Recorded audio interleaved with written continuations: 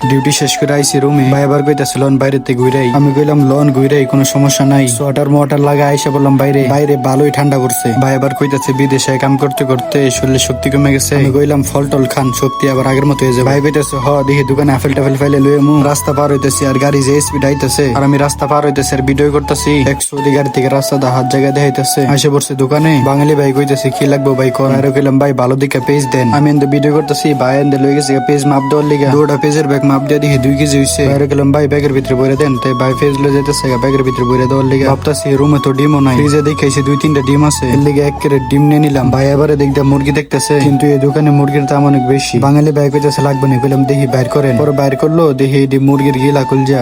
তাই ডিম আর পেজ নিয়ে পড়লাম বিল দেওয়ার লিগা। খরচ টরচ লইয়া যাই গেতেছি রুমে। ভাই দোকানে যাওয়ার সময় কইছিল যে আপেল কিনবো, তাই দুইজনে মিলে ফার্স্টে দেখ কি আপেল লইলাম। খেয়ে যাইতেছি রুমে। আর আমরার খাওয়াও শেষ আর আজকের ব্লগটাও শেষ।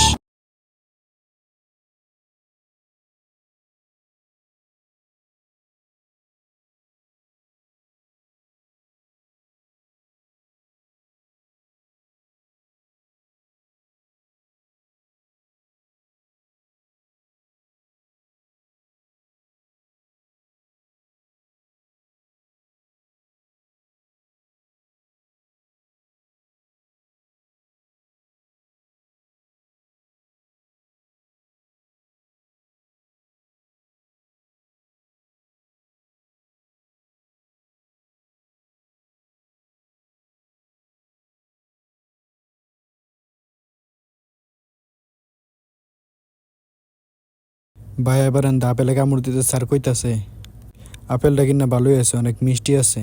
আর আমগো আপেল খাওয়া শেষ, ব্লগটাও শেষ।